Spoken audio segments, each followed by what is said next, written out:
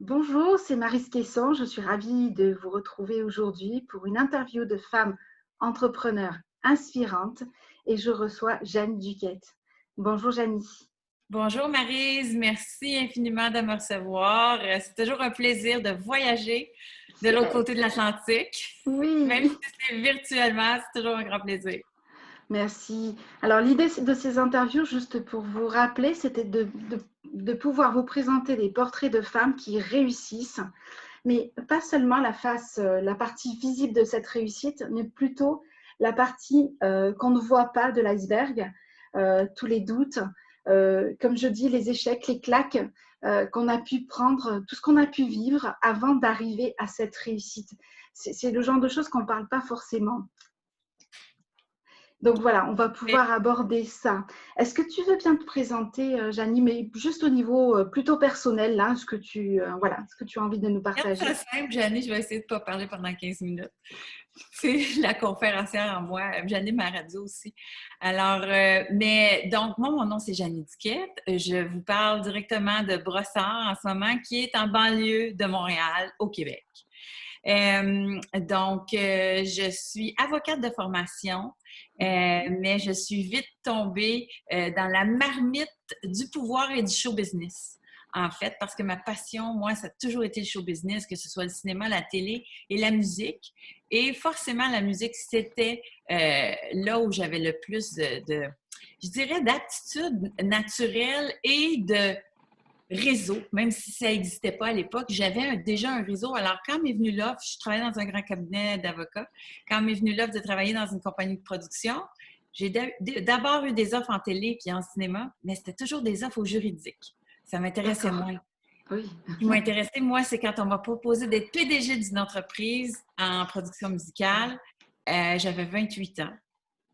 Ouais. Euh, donc, j'étais, moi, à fond dans la performance. Là. Depuis mes études, j'étais une performante à l'école, j'étais une compétitive à l'université. J'ai travaillé très, très fort. Donc, c'est pas un hasard là, que ça me soit arrivé. Mais il y a de la chance aussi là-dedans. Là. Il y a énormément de chance. Bref, j'ai écrit un livre complet pour raconter ça.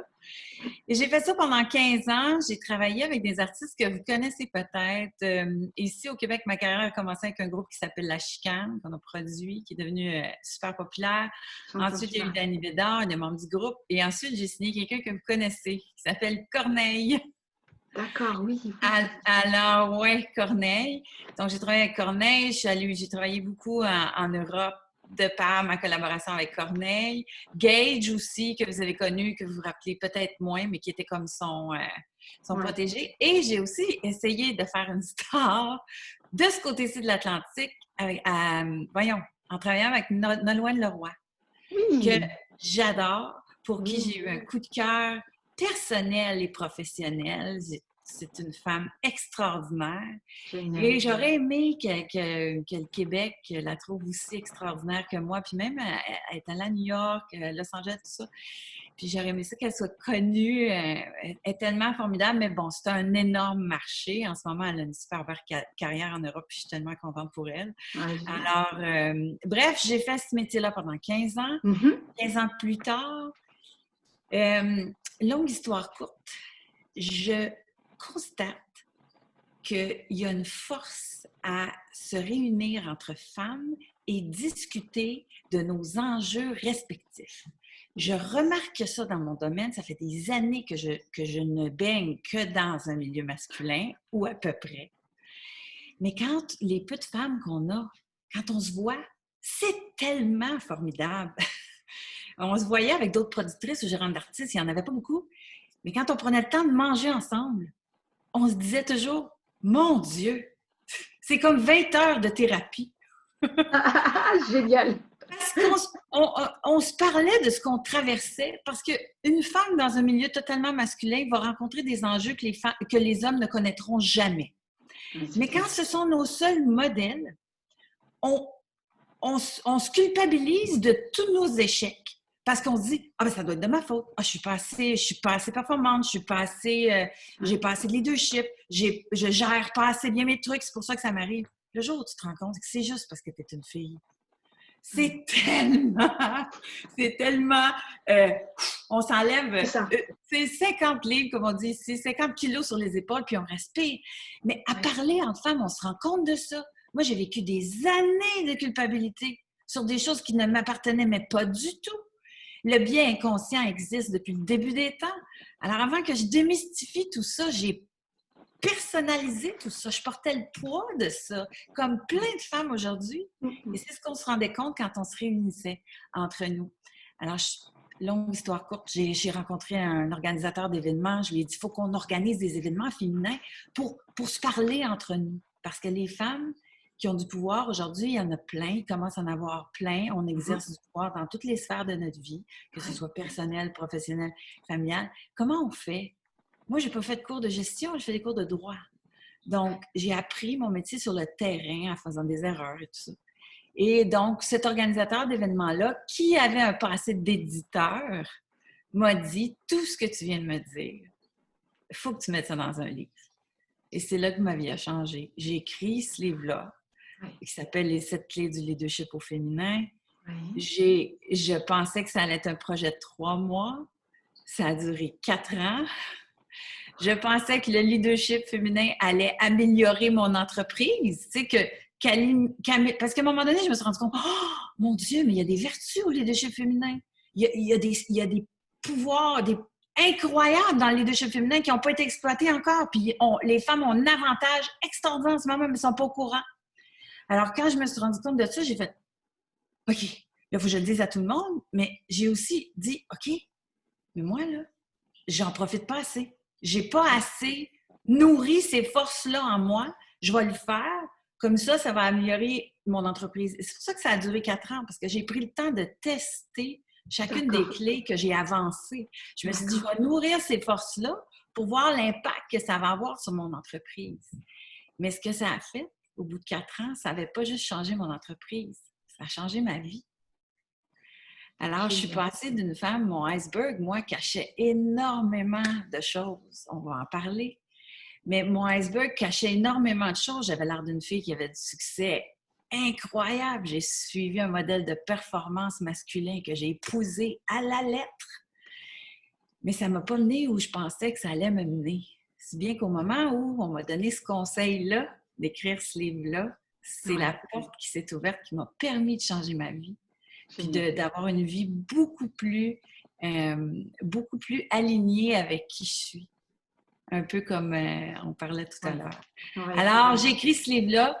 Et quand j'ai réalisé que les femmes avaient ce pouvoir-là, ça a transformé mon entreprise aussi. Alors, depuis 2014, je ne fais plus de production musicale. Je ne développe plus de projets activement. Je ne fais que supporter et développer des initiatives qui nourrissent le leadership féminin. OK. Ouais, super. Génial. Donc, l'entrepreneuriat, c'est quelque chose que tu as testé, mais depuis longtemps. Qu'est-ce qui t'a décidé à te lancer dans l'entrepreneuriat? Moi, c'est un accident. Parce que j'anime une émission de radio aussi, j'oublie de le dire, ça s'appelle « Faire une femme de soi », où je fais des interviews de femmes qui ont un parcours féminin que moi, je trouve extraordinaire. Là, mais toutes les femmes toute personne a un parcours extraordinaire, alors on va le chercher. Mais c'est des femmes les deux dans tous les domaines. Pourquoi je tiens à faire ça? C'est qu'on ne peut pas devenir ce qu'on ne connaît pas. Alors moi, je ne connaissais pas d'entrepreneurs jeunes. Ma famille, moi, c'était des enseignants. Au secondaire. Alors, il n'y avait pas d'entrepreneuriat dans ma famille. Mais quand on m'a offert le poste en production musicale ici, c'était un des clients du cabinet d'avocat où je travaillais. J'ai fait un mandat pour lui, puis après, il m'a offert le poste. C'était un géant de l'entertainment ici au Canada, même pour ne pas dire en Amérique du Nord. Et c'est un entrepreneur en série. Et son nom, c'est Donald K. Donald. Il était très connu ici en Amérique. Et donc, je suis allée travailler à ses côtés. Il y avait plusieurs entreprises. J'étais vice-présidente du groupe. J'en dirigeais 2 toute seule. Et moi, je me voyais comme une exécutive. Je ne pensais pas que j'allais si vite attraper le virus de l'entrepreneuriat. Mais je l'ai Oui. attrapé en étant à ses côtés. Lui, c'est un entrepreneur en série. Il y avait plein d'entreprises. Il y avait celle-là, mais il y en avait d'autres.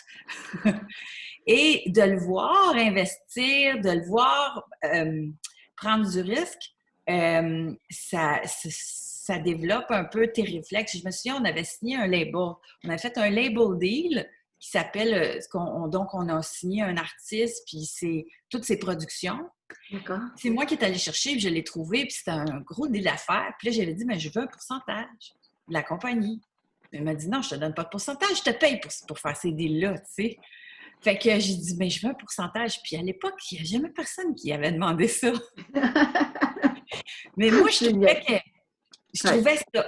Si bien que, je vais vous faire une longue histoire courte, quand je suis arrivée en poste à 28 ans, jeune blondinette, qui rentre dans une entreprise de gars, qui n'ont pas vraiment de structure, qui ne sont pas habitués à la hiérarchie. Moi, j'ai été embauchée pour structurer tout ça, mettre de la hiérarchie là-dedans. Je viens d'un cabinet d'avocats. Je suis très, très, très structurée. Je n'étais pas très, très populaire. C'est sûr.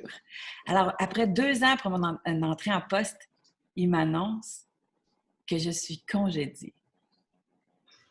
J'ai dit, mais voyons, ça se peut pas. Parce que moi, les 2 entreprises que je dirige sont les entreprises qui sont les plus rentables dans le groupe. On fait un chiffre d'affaires de feu. Ouais. Les autres entreprises sont en difficulté financière. Il y a des problèmes avec les autres dirigeants. Il y a une espèce de guerre de pouvoir qui se dessine. Et je ne le crois pas quand il me dit ça. Mais ce n'est pas lui qui me le dit, c'est le vice-président. Je demande un rendez-vous avec lui pour aller le rencontrer quelques jours après. J'ai dit, OK, là, quelque chose que je ne comprends pas. Là. Il me dit, qu'est-ce que ça m'a fait un choc. C'était ma vie, c'était ma passion. Je rêvais de faire du business depuis que j'étais jeune. 2 ans après mon entrée en poste, je suis congédiée. Qu'est-ce que c'est ça? Alors, j'ai dit, écoute, il y a quelque chose que je ne comprends pas. Il y avait 3 groupes de compagnies. Je m'excuse, mes ongles de confinement sont épouvantables. T'inquiète pas, moi je les ai fait que hier, donc tout va bien. Moi, j'ai lâché prise là-dessus. Je suis Oui, maman en même oui, temps. Alors, on n'a pas le choix. mes doigts sont importants pour l'anecdote. Alors, il y a 3 entreprises. Et là, je lui dis, moi je dirige celle-là, qui avait 2 entités, mais en tout cas, puis l'autre vice-président dirige ça.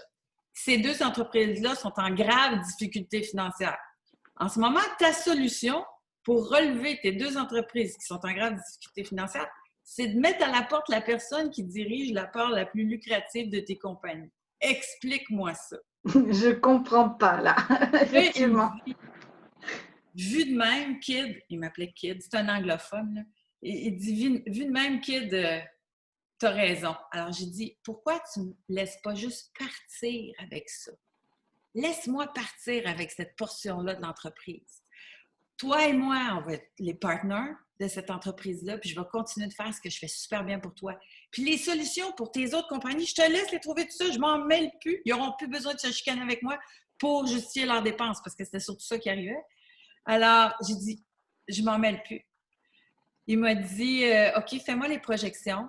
Fais-moi les projections, puis si ça se tient, you got a deal.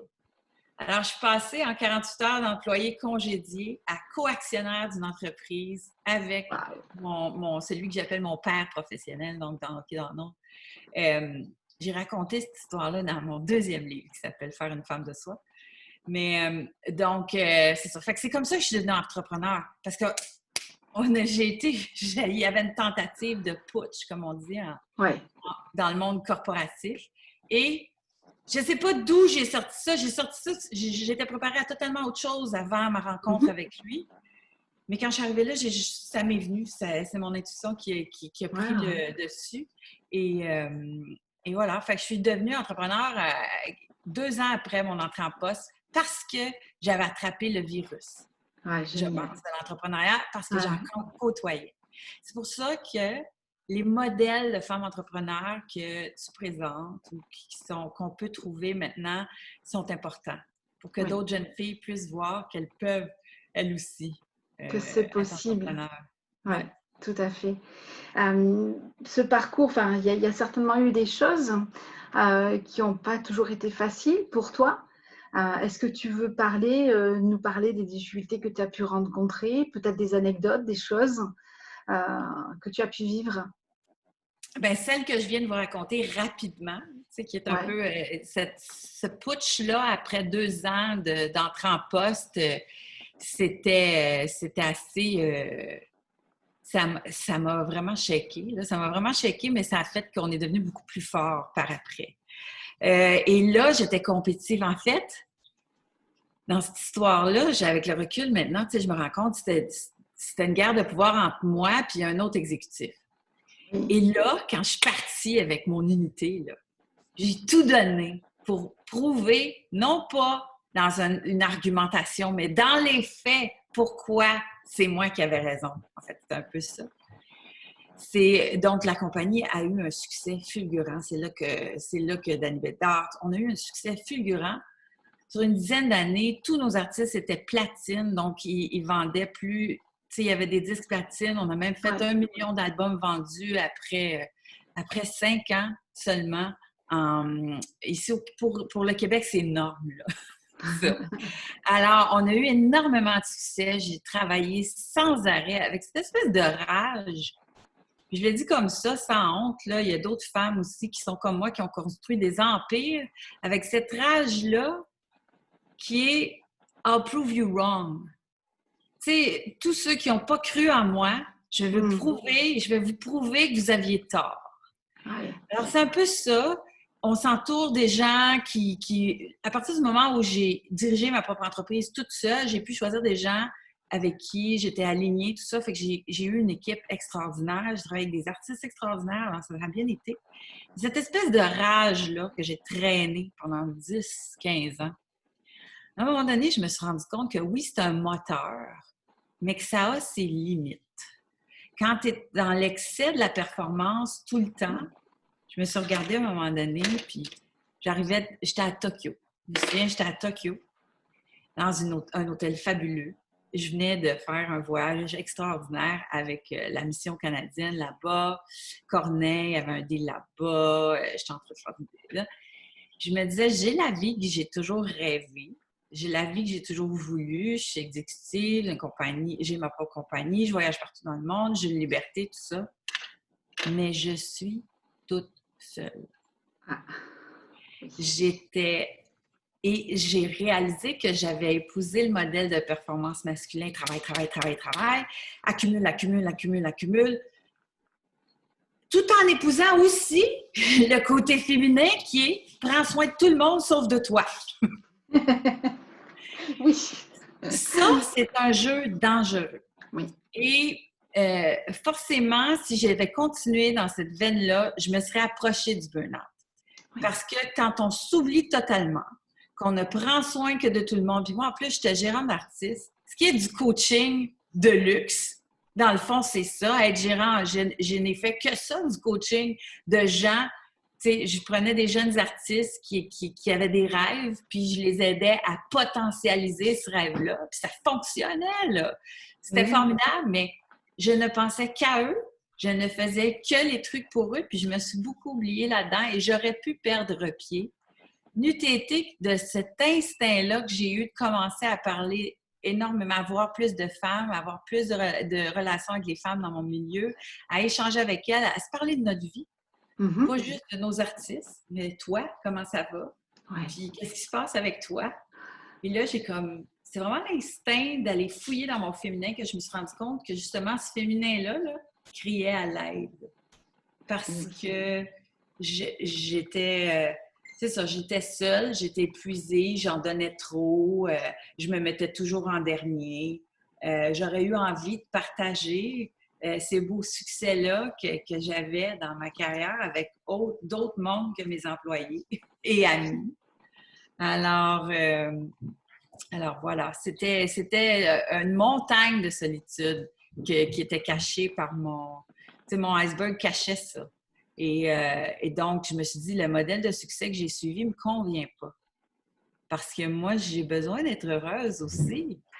Alors, mais j'ai toujours pensé, étant entrepreneur, s'il y a des entrepreneurs qui nous écoutent, j'ai toujours pensé que moi, j'en voulais des enfants, je voulais me marier, je voulais une vie de couple et tout ça.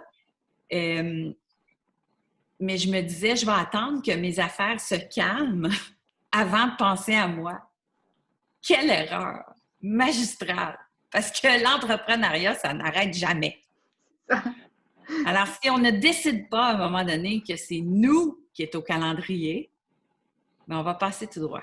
Heureusement, à un moment, j'ai décidé de me remettre au calendrier. Voilà. Il y a une prise de conscience, effectivement. Moi, j'ai fait l'inverse, en fait. Moi, au départ, j'ai quelque part favorisé ma vie de famille parce que j'ai rencontré mon mari très tôt. J'avais 15 ans et demi, on s'est mariés à 20. J'ai eu mon fils à 21 ans, 22, pratiquement 22, et ma fille à 27. Et si tu veux, je me suis consacrée à ma famille. Et comme tu l'as dit, hein, comme toutes les femmes, c'est-à-dire que je passais toujours en dernier, même si j'en avais pas pris conscience parce que je voulais le bonheur de tout le monde. Et pour à un moment donné te dire, mais attends là, voilà quoi, cette vie ne me satisfait pas. Bon, mes enfants sont grands, mais et surtout il y a un mal-être intérieur et on ne se reconnaît pas. Enfin, on fait les choses parce qu'il faut les faire et ça nous nourrit plus en fait. Donc quelque part, il y a une partie de nous qui n'existe pas ou qui est, ouais, je vais te dire, qui est quelque part pas morte mais presque, tu vois. Mais on ne s'en rend pas toujours compte. Non. Et puis ce qu'il y a, c'est qu'on a le poids des femmes, et je sais que c'est quelque chose c'est une thématique sur laquelle tu travailles aussi, par rapport à nos mères, par rapport à toutes ces générations de femmes qui se sont sacrifiées. Alors, il ne s'agit pas là d'avoir un discours féministe, pas du tout. C'est juste que c'est comme ça que ça fonctionnait avant, parce que l'évolution de la femme, c'est quand même quelque chose de très récent. Et du coup, parlant de génération, excuse-moi, parlant de génération, qu'est-ce qu'il y a? Ma fille est là. Ah, génial! Je sais pas. Alors, oui, bon. Merci. Oui. Et alors, du coup, oui. si tu veux, on a quand même pas mal j'allais dire, de difficultés à prendre notre place, mais vraiment, et pas de se choisir en dernier encore, mais surtout, parce qu'on peut avoir aussi bien une vie familiale, une vie professionnelle et pouvoir s'épanouir, quoi. C'est pas l'un ou l'autre. On n'a pas à choisir. Et c'est à un moment donné cette prise de conscience-là que j'ai et que je me dis non, mais attends, mais moi aussi j'ai envie d'avoir tout ça, j'ai envie d'être bien moi, d'être bien à l'intérieur, j'ai envie de faire quelque chose qui me passionne et j'ai envie d'avoir ma relation avec mon mari qui continue. Bon, je vais fêter 29 ans de... Non. OK? Tu vas aller dans ma chambre, s'il te plaît. Et je vais fêter. Ouais, ça arrive, c'est normal. Écoute, on est des mamans aussi. Hein. Oui, le confinement, c'est ça. C'est ça. Conciliation. C'est ça. Donc, ouais, comme je te disais, je vais fêter 29 ans de mariage. Ouais, je sais, je suis presque un dinosaure là. C'est formidable, c'est formidable. C'est un exploit de nos jours, c'est un exploit. Il faut le souligner, puis il faut en parler aussi. Ça, parce qu'on parle toujours des histoires qui ne fonctionnent pas. Moi, j'aime ça, entendre parler des histoires qui fonctionnent. Ben, c'est clair. Donc, du coup, c'est aussi ça, c'est de dire que c'est tout à fait possible en étant une femme entrepreneur de réussir, mais aussi bien de réussir sa vie personnelle et professionnelle. Il faut être conscient du fait que les 3 sphères demandent énormément. Et ce que j'aime aujourd'hui, je travaille avec une coach qui s'est spécialisée, c'est celle qui m'a aidée moi. Alors moi, je l'appelle ma Yoda. C'est Yoda de Star Wars. Mais ce qu'elle développe particulièrement aujourd'hui, c'est la gestion d'énergie. Parce qu'il faut être conscient du fait que, oui, peut-être qu'on peut tout faire, mais si on se lance à fond dans les 3 sphères de notre vie, ce qu'on est très capable de faire dans les 10-15 premières années de notre vie personnelle et professionnelle, c'est-à-dire on se met à fond dans professionnel, personnel, familial, on gère tout ça, on est à fond à tout. Sauf que c'est l'équivalent d'une voiture qui roule à 300 km sur l'autoroute. Toujours. Elle est toujours à 300. Alors que la voiture à côté du collègue masculin, elle roule à 100. Elle roule à 100. Forcément, celle qui roule à 100 va durer pas mal plus longtemps. L'enjeu pour les femmes, oui, elles peuvent tout faire, mais pas sur le long terme. Parce que sur le long terme, la voiture qui roule à 300%, c'est juste impossible qu'elle dure 150 ans. Le peu de femmes que je connais qui ont réussi, elles ont une énergie hors du commun, qui a quelque, tu sais, c'est comme, à un moment donné, ça a quasiment l'air de venir des extraterrestres. Mais il y a des gens qui ont vraiment un gros niveau d'énergie, donc qui est pas commun, qui est hors du commun. Mais cet exemple de femme-là n'est pas la femme ordinaire que nous sommes. Et la femme ordinaire que nous sommes, 300 000 $ sur 30 ans, ça ne fonctionne pas. Il va avoir un burn-out, il va avoir une dépression, il va avoir quelque chose qui va se passer. Parce que si le mental est fort, c'est souvent ça chez les femmes qui font des burn-out, c'est des femmes qui ont tellement le mental fort. J'arrête pas, je continue, je me motive, je trouve les solutions. Voilà. Elle n'arrêterait jamais. Mais à un moment donné, son corps, il fait « Excuse-moi, Maryse, c'est terminé, je démissionne. Tu as abusé de moi. » Le corps, lui, va lâcher. Alors, on a beau avoir la volonté qu'on veut, la structure des entreprises en ce moment, ce qu'on commande à un employé ou un entrepreneur normal, ce qu'on a suivi comme méthode de travail, ce n'est pas adapté à la vie au féminin. Il n'y avait pas de femmes au départ dans toutes les entreprises pour dire « Excusez, les meetings à 7 heures du matin, ça ne fonctionne pas. Pas pour moi, j'ai des enfants. » Oui. Alors, ou excusez, le golf tous les jours, donner 100% de ma vie au travail pendant qu'il y a une femme qui fait tout le reste à la maison, j'ai pas ça, moi.